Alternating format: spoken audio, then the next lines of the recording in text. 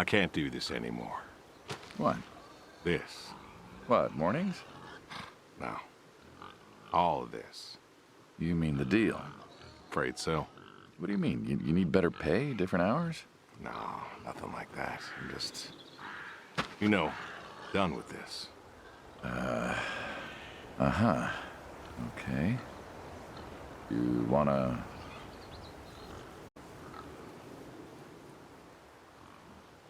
No. Suit yourself. So, you're done, huh? Yep. You do understand what that means, right?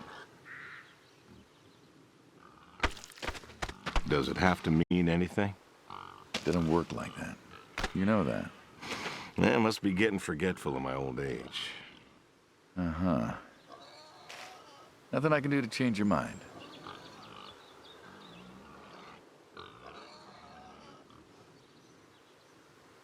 Well, you are welcome to try. Well, let's go get some coffee. Talk things over. Come on.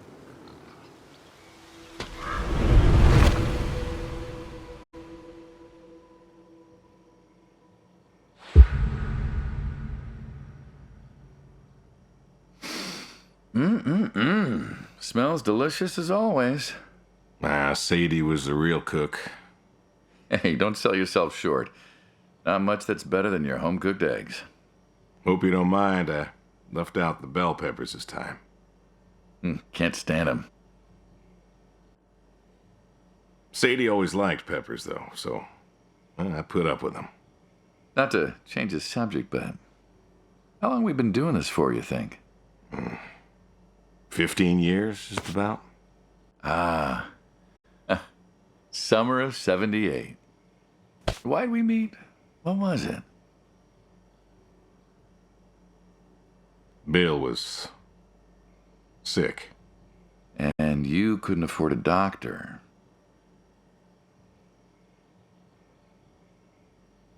No, we could not. So you needed my help. Yeah. You or God's. Well, here's what I remember. I had a problem that night, and Jimmy was trying to help me solve that problem when who should come in through that door but you? Jimmy was always bragging about connections back home. I thought he could help. Jimmy knew we could help each other, so he called up Tony. We agreed, made a deal. We all agreed. Ugh. Anyone ever tell you you're no good at making coffee? Sadie did. All the time. Thought you'd have got it better by now. Well, Sadie made the coffee. I made the bacon. It's good bacon. You know, when I was a kid, I thought pigs were all pink with curly tails. Yorkshires are. Mine are red wattle. American breed. Not a lot of them out there, you know. That's so. Mm-hmm. Always thought it'd be nice, you know, to raise pigs that was different. I had some Yorkies way back. Must have been, I don't know, before the service. Long time ago. I'm an old man. You and me both. So why the Waddles? Funny name. Like I said, American breed. Nearly went extinct. Thought I'd do my part to keep them alive. And that tastes good. You aren't wrong. You know, the other day, I was reading the paper. Look at you, an intellectual. Maybe. Anyways, I read that pigs were as smart as us. You believe that? You, going somewhere with this? Nah, just thinking about my food. What's there to think about? Nothing, I suppose. Just never thought about it before. Do you think the pigs know? Know what? That they're food. Oh, pigs don't think like that. How do you know? 'Cause I know pigs. Pigs ain't like us. Well, sure, they're smart. They eat, they sleep, but they do not plan. They don't think about the future. And I suppose you do? Every man does. I think I'm just about finished up here. What do you say I accompany you today? What, help out with the farm chores? Shovel manure, milk goats, stuff like that? Sure. Always wanted to know how to milk goats. As long as you're okay with shoveling manure first. What about your sidekick? Protege. When I retire, he'll be the man you'll be dealing with. Good guy. Smart. Discreet. Ambitious. Like you, I guess.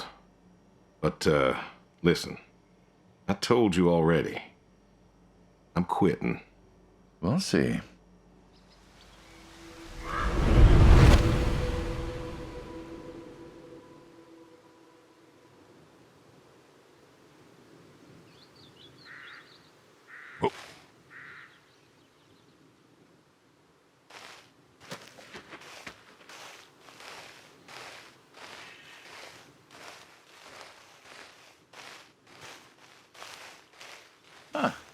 I've always wondered what was in this shack. Have you now? Figured it was just some old shack at first, but every time I asked what was in there, you haven't been forthcoming. I have not, no. Tried to take a look in the window once. Did you now? Oh.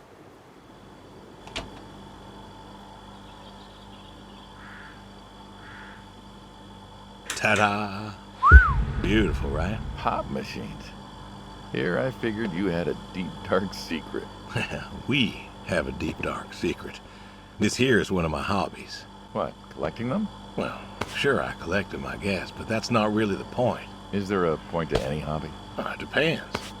What I meant was that it's no fun to just collect them. I fix them up. That's where the real fun is. Makes sense.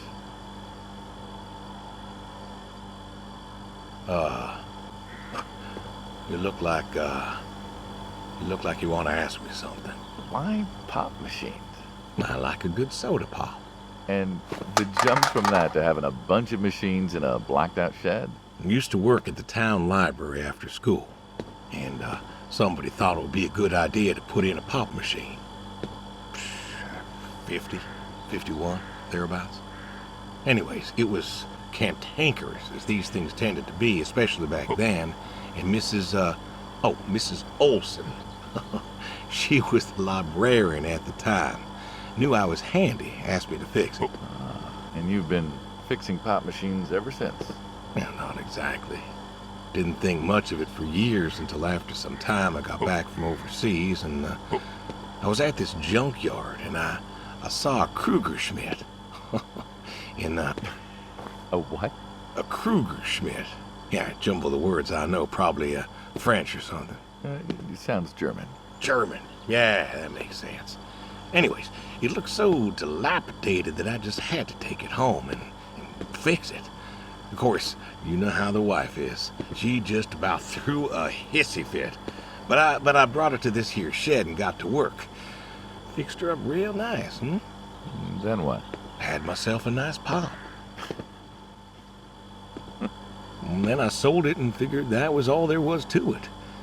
But then there was an auction in town and someone was selling a pair of Vendos. Well, I figured, hey, I could fix that too. And it's snowballed from there. That it did. But why? It relaxes me. I don't know, soda machines. It's an unusual thing for a man to want to fix. Don't people get paid to fix them? It is unusual, but when the missus and I would get into fights or when things was bad or I was anxious, well, I don't know. Well, Sadie's sister, once she passed, told me that it was all right to cry, that it wasn't weakness, that it was okay. And I remember sitting there in that empty living room with everyone murmuring and telling me how sorry they were, and I didn't feel like I needed to cry. Didn't you miss her? Of course I did. Still do, but I don't know. Not everybody needs to cry. I don't need to cry. I don't get in that way, you know? Weakness? No. I don't know what she was talking about, weakness. Crying never felt weak to me. That's just not how I am. I can't remember the last time I cried. Maybe that movie about the boy and his dogs. Oh, always cry over that one. Dogs are good. Innocent. Yeah, when a dog dies, that always moves me to tears. Yeah. But Josie insisted. Then she kept insisting. Then, I don't know, I think she got offended I wouldn't cry, as if she loved Sadie more than me. And she made me feel like I was something wrong. Of course, that wasn't true. There wasn't nothing wrong with me. I just didn't, I wasn't like that. It wasn't what I needed. It wasn't how I needed to grieve. This is how I grieve, this right here. When I got a problem, I fix it. And when I fix it, I fix a little part of me. And I don't know how or why, but it's healing. Sorry, guy. Oh. Well, yeah, looks like you fixed this one up real nice. I'm proud of it. Proud of all of them. But I'm proud of this one most. Thank you for taking the time to show me. There's another reason I wanted to show this to you. What's that? If you want it, it's yours. What am I going to do with a pop machine? Well, grab yourself a nice, refreshing drink of soda every so often, you big dummy. Wait, I couldn't possibly. Well, please. A little memento of our time together. Oh, come on, a memento. Let's keep this train rolling. We can work something out. You come on back by, pick up the soda machine. Take it home with you. Or don't. If you really got no use for it, I won't be offended. I'll think it over. What's next?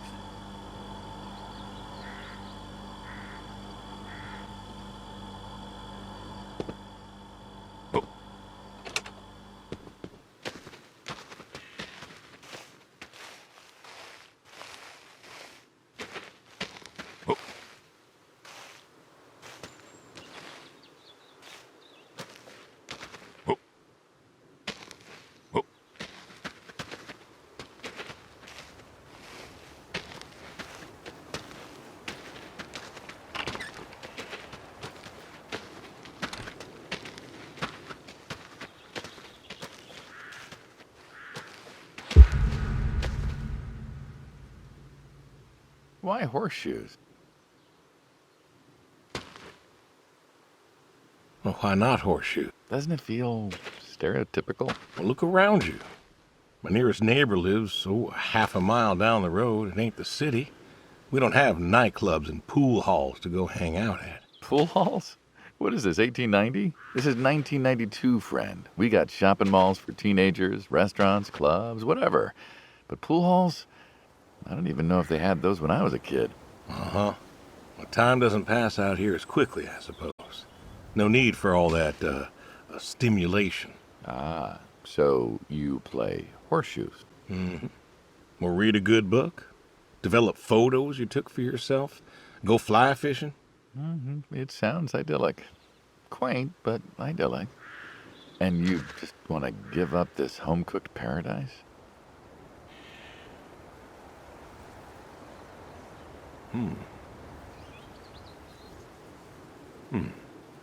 That's lonely, too. We could get you a nice place in the city. Nah, never was one for crowds. Thought you said you were lonely. I'd be just as lonely in a crowd. Sadie, nobody else could really see me. Understand what I was. How do you figure?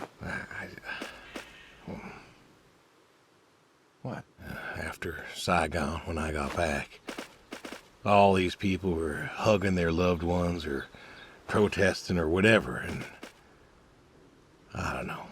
I never felt more alone in all my life. I was home. I should have been happy, and I wasn't. Well, it wasn't a popular war. You lost friends too, right? Yeah, but I got home. It was dark, and there was Sadie, waiting for me. Porch light like a halo around her head. And I knew I wasn't alone anymore. So you came back to your high school sweetheart. I thought he'd have married her by then. I didn't think she'd wait for me. Why not? You're a handsome guy. I bet all sorts wanted you, especially back then. Women love a man in uniform. You see that house on the hill? What, the burned out one? I always wondered what happened there. Gary Gordon, of the Gordon family. Went to high school with us. But, well, most of us were farm folk. Sadie, her dad, was the county judge, so for us that's pretty high society. The Gordons owned a lot of land, and all that passed to Gary after his ma died. In high school, he'd been our quarterback after his pa paid off the school, but he wasn't a bad athlete. Good-looking guy? Oh, a real James Dean. And he had eyes for Sadie. The poor farm boy who couldn't play on the team versus the star quarterback. Shit, what kind of contest was that? Hey, who wouldn't want all this? Man, yet when I came home, there she was. Where was Gary? He served too? Gary was too rich to serve. Star quarterback had some health exemption. Didn't get drafted. So then, where was he? Running his dad's business. Trying to win her heart. Didn't work. Well, she invited him to the wedding. I didn't want him there, but, well, you know Sadie. Well, the Gordons own most of the property around here, including the 200 acres surrounding that hill. Right. And he built a house. A house? Wait, that house? The very same. Looks like it was a mansion. It was. Why'd he build it? I don't know. To remind her what she'd given up, maybe? So, what happened to the wealthy Gary Gordon and his mansion? Well, he built it one year, must have been 1966 or so, and he went inside and he just disappeared. Then one night, about a year later, there was a storm and boom, no more Gary Gordon. No more Gary Gordon. Maybe he was lonely too. Maybe. Oh, I won. Guess this city slicker's still got it. What's next?